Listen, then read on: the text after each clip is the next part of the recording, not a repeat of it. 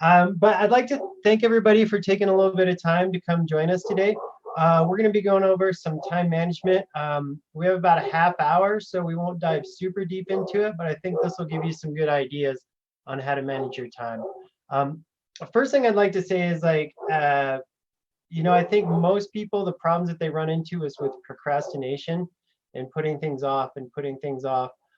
Sometimes it's because things come up, but for most students I've talked to and myself, it's procrastination. And so we're going to talk about a few techniques to maybe help you with that. Okay. So time management is super important. It's the basis for success, especially in online classes. But even beyond that, when you get out into a job or in your daily life, it's a skill that you're going to have for the rest of your life, and you're really going to utilize all the time. So it's important to kind of build good habits now and kind of figure it out now. So a lack of time management can result in falling behind in classes, doing poorly on assignments, often because they're rushed, not turning in assignments and missing deadlines because you didn't realize the deadlines came up and all of a sudden it was gone, test anxiety, feeling overwhelmed, and just lots of stress, like our little friend here, who obviously says they're doing great, but they might be a little bit stressed out. We don't want you to look like that when you're in school. So there's one of the key things with time management is organization. And there's a lot of different options, especially now out there for organization. You can kind of go with analog. I know a lot of students who do use kind of an analog pen and paper type method. You can purchase planners, and there are specific planners that are laid out for the school year that are specifically made for school. So it's got great sections for classes and such. If you do get a planner, I would recommend getting one that shows a weekly view in the planner, so you can look at each week, because it gives you more room to kind of write in all the things you need to. You can use a wall calendar. I have one student who has a big wall calendar that she puts up, and it's a monthly calendar. And so she puts all of her assignments and everything on there and color codes everything. So she's very organized and knows exactly what's going on all the time. You can also print out online calendar pages or download them to your computer to kind of use those. I also have a couple students I work with who use a whiteboard, which is a great way to keep track. And that's what I like to use, because then you've got it really big right in front of you. You put it up in your room, and every time you look over there, you see your things that you need to do. You can also use a notebook. A lot of folks use sticky notes. They'll put reminders on sticky notes. I read about one person who kind of made a game out of it, and they put like a race board, and then they moved the sticky notes over the finish line every time they completed a task. And then, what I use a lot is I make notes on scrap paper. I'll just find an old piece of paper, and then every morning I'll write down all the stuff I want to do that day. The other option, especially nowadays, is to use an electronic calendar or an electronic to-do list. There's some really great options out there. All of you have an Outlook calendar through your student email. That's a really good one to use. Google Calendar is a really good one. There's a bunch of other calendars out there. I have one student I work with who uses his Outlook calendar for coursework, and then his Google Calendar for everything else in his life. So he kind of has two separate calendars. For to-do lists, there's some really good note-taking apps. There's Google Keep is one, and that will also integrate with your calendar, your Google Calendar. You can put deadlines on your notes. Microsoft To Do is also a good one that integrates with your Outlook calendar. I've played around with Trello, which is kind of like a virtual sticky note. And you can set up different categories. So you could set up different classes and make lists of things you need to do, and then you can mark them off as you go. There's a little checkbox you can set up. I also saw that there's a couple of dedicated apps just for school. One of them is called My Study Life, and one is called My Homework. And those are really nice apps to use because they're set up specifically for school. Like in My Study Life, you can put what percentage of the assignment you have done. You can put your assignment in and be like, I'm 30% done, 40% done, 50% done. So a calendar or planner is really essential to staying on track. And this is kind of a lot of work at the beginning, but it'll save you a lot of time eventually. So what we would suggest is at the beginning of each semester, you go through your syllabus and your schedule for each class you have and put on your calendar every exam and every assignment on the day it takes place and the time it's due. And then this is something I do for myself is I add reminders in ahead of the due dates, just so I remember and I'm keeping on track. So all of a sudden it doesn't sneak up on me and I'm like, oh my gosh, that's to do. So like 3 days before I have to approve my student employee timesheets, I'll put a note in to approve timesheets. That way I have time to reach out to them and say, hey, don't forget to get your timesheets in on time. And then using that calendar, you can create a to-do list for the semester, the month, the week, and the day. So mainly what we're going to talk about today is a method called time blocking, and that is a way you put everything on your calendar. So you want to, it's kind of like doing a zero-based budget if you've ever done that, where you take the amount of money you make each month, you put in all your bills, and then you kind of account for every dollar you spend. This is the same thing, but with your time. So if you do time blocking, you want to go through and put in your synchronous class times and your work schedule. And then after you've already got those blocked off, then you can start putting in the times when you're going to complete tasks from your classes. So what you'll need to do for that is estimate how long you'll need for each task and add it to your calendar. And if we have time at the end, I'm going to pull up a calendar that I put together so you can kind of see what it looks like. So it's important to think about when you're going to do the task and kind of stick to that. And you also want to break down your complex assignments into smaller pieces so you can kind of stay focused on what part of the assignment you want to work on at that time. Now, a really important thing is if you decide you're not going to do the task at that scheduled time, that you reschedule the task at the time you make that decision so you don't forget about it. I find myself doing this a lot. I'll put things on my calendar when I'm like, due data for college works. And then something comes up, I have to talk to a student or I have a meeting come up, then I'll just move that task to another time on my calendar so I don't forget about it. And you want to add in time for breaks. That's really important because you can't really be productive unless you're taking care of yourself. So some helpful tips for time blocking. This is one I really, really stress in an online environment is to create class times for your asynchronous classes. So those are the ones that don't have a set meeting time where you're kind of more on your own. You don't show up on Monday and Wednesday for a Teams meeting at such and such time. So what that does is it helps give them structure and it keeps you caught up. So let's say you have an English class that's asynchronous. So every Monday and Wednesday, you might block off 2 to 3 to work on that class. And that's all you do in that time is work on that class. And that way, you've got some dedicated time for it. Another thing important to do is to think about your energy levels and focus during the day. So if you have times when it's hard to focus, use those times for easy, quick tasks. So I know I am more productive in the morning. And so that's kind of when I do my heavy thinking work, the stuff where I really need to be kind of engaged. And if I'm doing things like cutting and pasting stuff from one spreadsheet to another, I kind of do that in the afternoon, kind of my more busy work.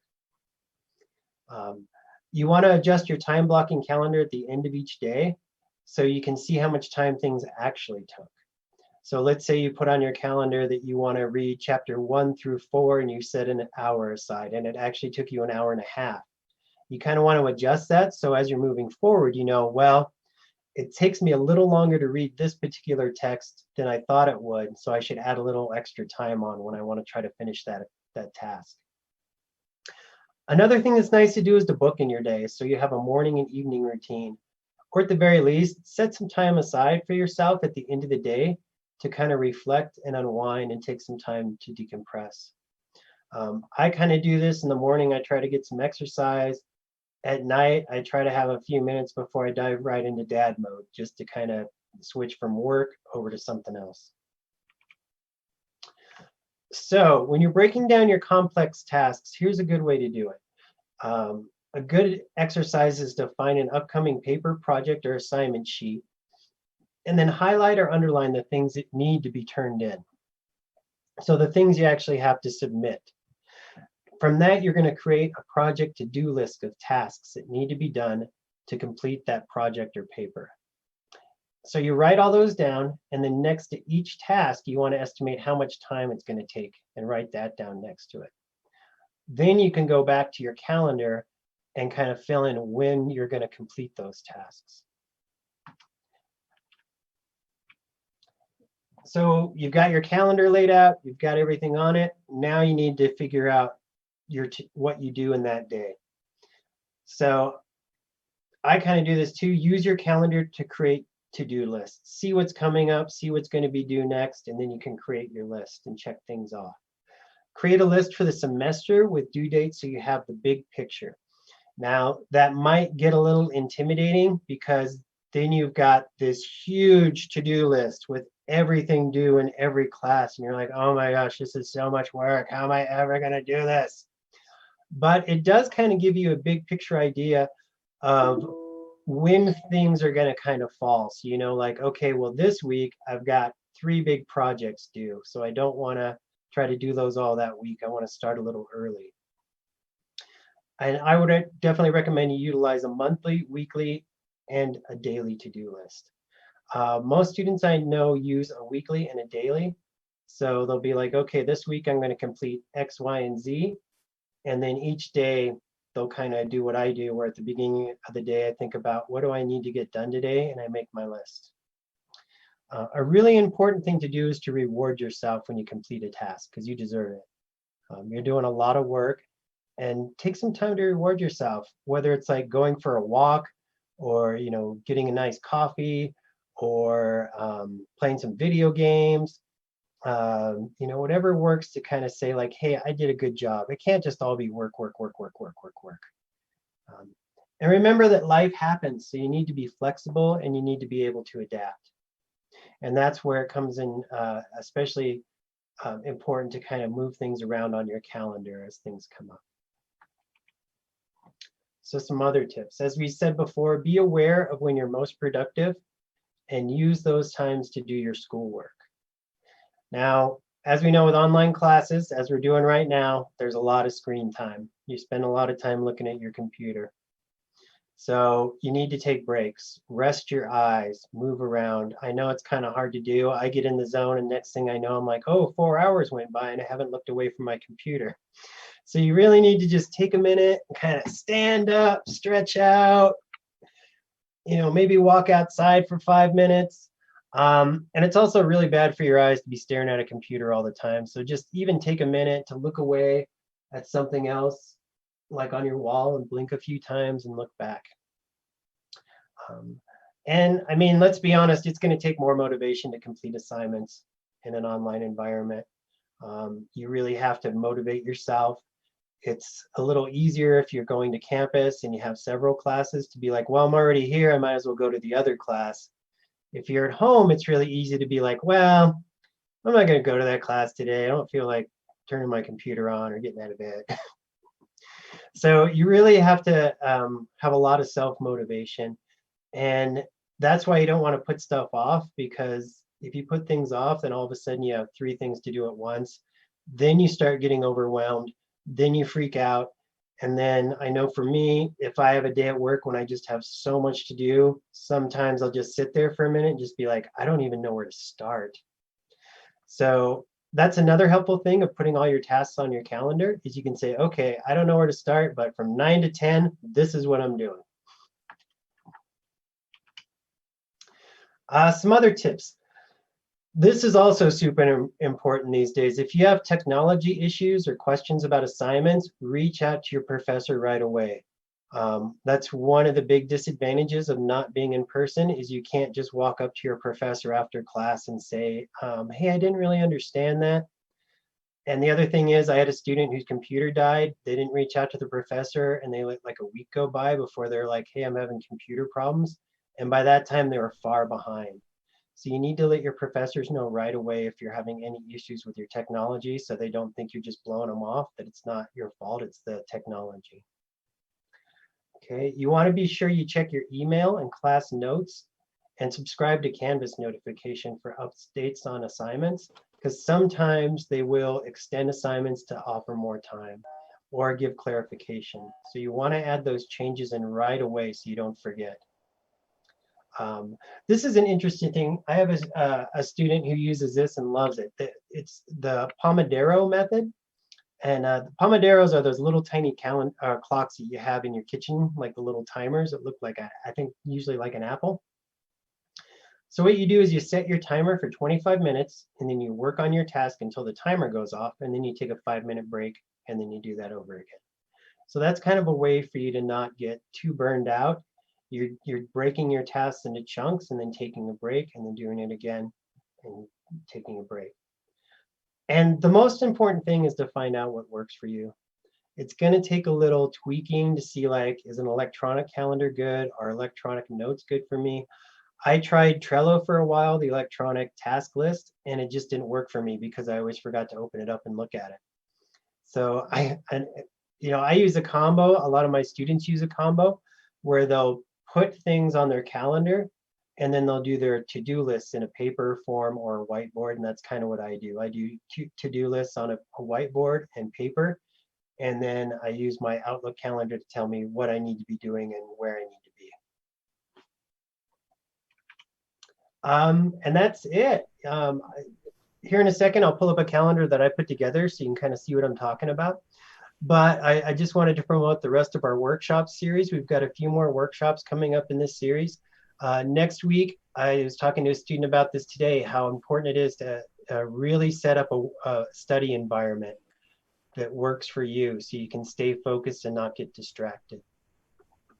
And then we've got a great stress management workshop coming up, and also one about getting connected on campus.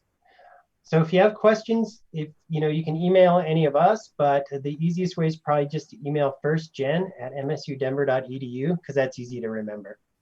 And if you just do a search on the website for First Generation Initiatives and go to their events page, they'll have all this information listed so you don't have to remember it now.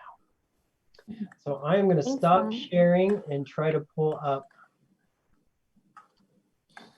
Scott, we did have a few questions come in. Yeah, go for it. Cool. And everyone, sorry, my computer shut down in the middle of this. So if there were questions that you put and stuff that haven't been answered, go ahead and retype it and we'll make sure to address it. Sorry that happened. But the first question, Scott, is if we lose motivation, what is a good way to bring that back up? That's a great question because I know that there are students now who are losing motivation. Kind of some good things that I found is to keep thinking about that end goal. Why are you in school? What are you trying to accomplish? Think about that end goal of graduation and taking that to the next step in your life and try to help that motivate you. I think another good way to get motivation is to connect with other students in the class. So it's easy if you're on your own to lose motivation, but if you've got kind of some cheerleaders and some other folks who are in that class with you, you can kind of keep each other on track and kind of be like study buddies and motivate each other. The other way to kind of going along with that to keep engaged with the class is to take advantage of like the tutoring center. And tutoring is not just for students who aren't doing well in the class. It's if you want to learn more about the class or you want to get a different perspective or you just want to connect with somebody to talk about the class. You can also join SI groups if your class is supported by supplemental instruction. That's kind of like a groups, kind of like an organized study session with a student who's already taken the class. The other thing is talk to your professor too. Try to get interested in the class. Even if you find it boring, sometimes talking to your professor can reignite some interest. Yeah. Another idea for me is I try focusing on my end goal, and even though right now I feel like it's really easy to get discouraged, I just try to be like, why am I here? Why am I doing this? Like, why is this important in the first place? And to me, that really motivates me because I'm like, okay, like I still want this degree. I still want like a better future for myself and my family, so maybe circling back to like your goals of why college is important in general to you can help. And then I also think taking a break can help you get motivation again, because you might just be burning yourself out and you just need a break. Yeah, you do. It's so important to recharge. I mean, Don't grind yourself into the ground. Mhm. You have to recharge. You're more productive if you're in a good frame of mind. So I remember when I was in school, I'd be like, I don't want to do this, and I'd read the same page like 6 times, Mhm. and I wouldn't absorb it, and that's just a waste of time. So I'd take a break and I kind of reconvene and come back. Right. There's another question, Scott. We actually have a bunch now. So the next one is tips for having self-control with phone scrolling time. Oh man, that's the worst. That's a good one. Turn it off. That might not be realistic. There are apps that you can actually download that will Mhm. block your social media, um, so that you can't do it. Like, so you can put a timer on your phone. Even if you're going to use it in breaks, you can put a timer on your phone too. There's apps that'll do a timer that'll only allow you a certain amount of time. Um, I know it's really hard because if you're online, then you're like, oh yeah, I was going to look up this that I thought about the other day, or I was, what are those shoes I was going to get? And then you just kind of click over there, and then all of a sudden you go down a rabbit hole. Um, but at least, do you have any tips, or Sam, any other tips? I know the apps are good. I know some people that use those. Just turning your phone off is another option. Mhm. Yeah, I actually when I went back to school last fall took social media apps off my phone. So and I could still access them through the computer. Mhm. So if your phone's your only like method of like it is your computer, I guess, like so that could be a little tricky, but I thought that was pretty helpful if I had to like do just about anything and I had to look up my phone, taking the apps off, because that's just one less screen to sort of distract you. So if you are doing your homework on the computer, someone you're texting maybe a group member about an assignment, or you're getting a text from maybe somebody else, immediately after I would close the texting, I would go to like any of like the big social media apps. So having none of them to go to was a good way for me to sort of think of my phone as just a communication device during the academic year. And then I know there's also app blockers for the computer. I know if you have a certain version of Macs, you can also put all of your notifications on Do Not Disturb as well, so they don't come through. Yeah, I'd say just trying to eliminate any ways for you to like go to any of those websites that can be distracting. And you all know yourselves the best, and you know what sort of like those temptatious sort of moments are for you. Yeah, I think that's great, Elise. Sorry, did I cut you off? No, I just said the wrong word. I was like, it's tempting, temptatious. So. Yeah, I think my last tip for that before I get to the next question is to give yourself like fun time, like, and schedule that in. Like, I'm a very scheduled, like my whole life is like minute by minute. And especially when I was in school, just because, I was working and doing classes, all that, a lot of credits all the time.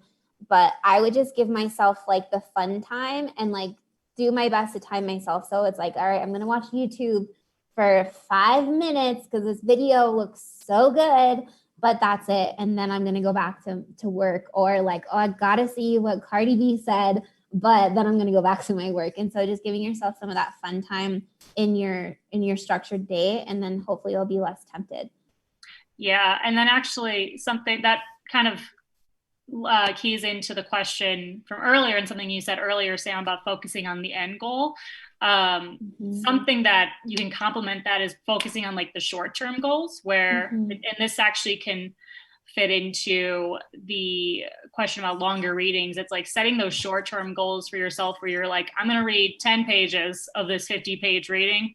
Then I'm going to go and browse through social media. Then I'm going to go on YouTube. Because then someone told me once, they're like, your breaks always feel better when they're well earned, which I think you can apply to your homework and stuff too. And yes, much love for Cardi B too.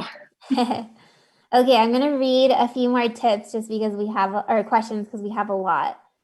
Any tips for working and studying balance? And then also ideas and help if already behind. So work-study balance is really tricky. Because I know it can fill up your day really quickly. I know when I was in school, I had 2 jobs, and then I was going to school full time, and then I got a third job, which was a really bad idea. Um, I think for that one, it's just really scheduling that study time so that you have some work time and study time, and you do have some downtime, some breaks. And then just kind of, if it's early on in your college career, you kind of have to learn what your limits are. So I know some students who are like, well, I needed to work a bunch, and so I started to drop classes, and then they ended up just working and not coming back to school. So I think this is one again where you have to circle back to that end goal and be like, is it better for me to work a little less now, possibly have to take out a loan, but look at that bigger picture of 4 years down the road when you graduate, and then you're going to be in a much better job, in a much better position. I know it's hard to do that because it seems like forever away, but it'll be here before you know it. But I think you really just have to figure out what's going to work for you with that balance. And it's hard because Denver's expensive. It's not cheap. One recommendation I would have is maybe try to find student employment because it's a little more flexible schedule wise. So, you could work in shorter increments, but more often. Like, I know students work in between their classes. So they go to class and then they have 2 hours and then they go back to class. So that's one tip that's kind of good for that. And finding an employer that'll work with your schedule is really important too. If you're like, I have finals coming up, can I get a little extra time off? But yeah, it's tough. Work in school is tough. And I know that, we have students who are working, taking care of children or their parents and going to school. And that's even harder. Scott, do you want to talk about how to, I forgot the question exactly, but If how you're to catch behind, up if you're behind? Yeah. yeah, that is a tricky one. We're, like I said, we're about a third of the way in, but that doesn't mean you can't get caught up. I think one of the most important things is to communicate with your professor and say, okay, I'm behind. What do I need to do to get caught up again? What can I do to get caught up? The other thing is to utilize those resources again, like the tutoring center and supplemental instruction, and reaching out to classmates to get somebody to kind of help you get caught up. But I do think the most important thing is to be communicating with the professor and talk to them about putting together a plan to get caught up.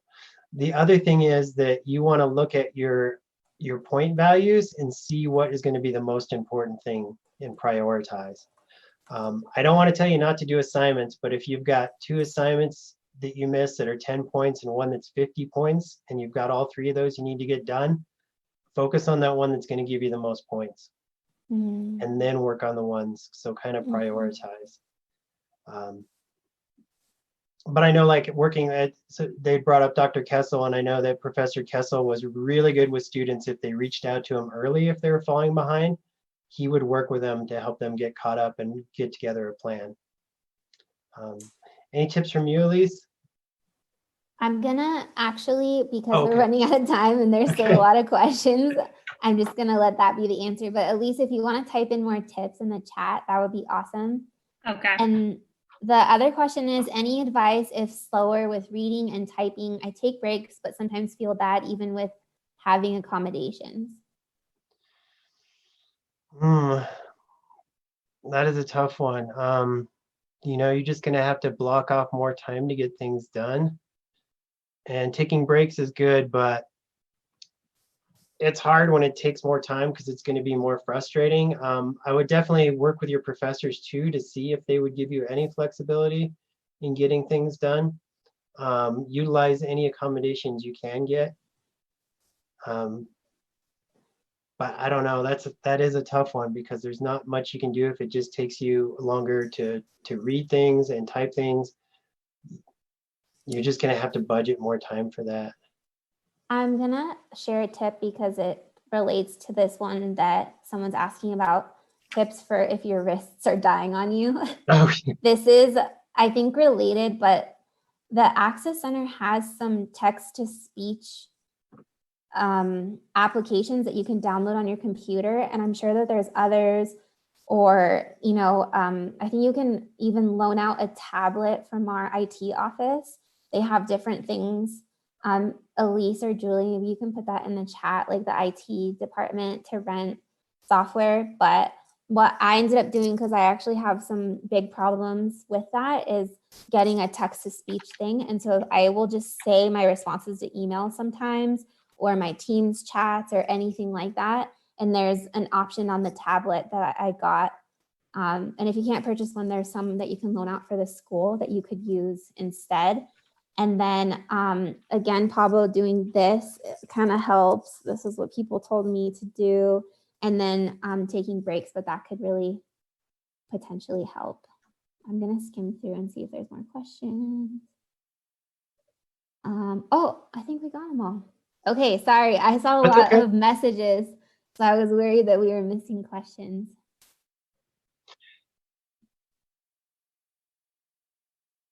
Okay. I think that where they talked about taking breaks is the most important thing. You don't want to sit down and read like The Tempest all the way through, read Shakespeare the whole way through, because after a little while, you start to not absorb, and then you're doing like what I did, where I'd read the same page like 4 or 5 times and then be like, what did I just read? So you definitely want to take breaks. That would be a good time to use like that Pomodoro technique of maybe read, and even if 25 minutes is kind of a long time, you could read for 15 minutes, take a 5-minute break. Read for 15 minutes, take a 5-minute break. One thing with long readings, the other thing is like a good way to get kind of engaged with that reading is to maybe like, read a page and then maybe write down the main points that you've got out of it. Read a page, write down the main points you got out of it. So it's a little more interactive. You're kind of forcing yourself to pay attention because you're kind of testing yourself. And I've also read that that's a really good way to absorb material and kind of to sink it in. Yes, skim reading. That's true. I will say, I'm not going to recommend this to everybody, but sometimes if you go to class, you can skip some of the reading because you can kind of get the gist of what the professor is wanting you to get out of it and to cover it. But long readings are tough. I had a student last summer who's taking a class where they read a play every week in the summer, and I was just like, that is so much reading. And if it's something like that, you want to absorb the material, but if there might be cliff notes you can get. The other thing is like, if you do connect with other folks in the class, that might help as well, because then you can kind of talk about the reading, because there's, that way you can kind of get the stuff that maybe you didn't catch, somebody else caught it. I was actually going to recommend that if there's multiple longer readings assigned, might be good if you have some friends in the class or a study group to have like one, like Scott would read the first reading, I would do the second one, and Sam would do the third. And then at some point we'd type up notes, or at some point we'd just meet up over Zoom and just give little summaries, because you have more time just to absorb and spend more time on one reading as opposed to cramming 3. Which then you're sort of like the expert on it. And then as Scott said, you guys can share ideas and give summaries and everything. That's so good. Okay, I'm gonna end this just to respect everyone's time, and it looks like there are no more questions. But Scott, let's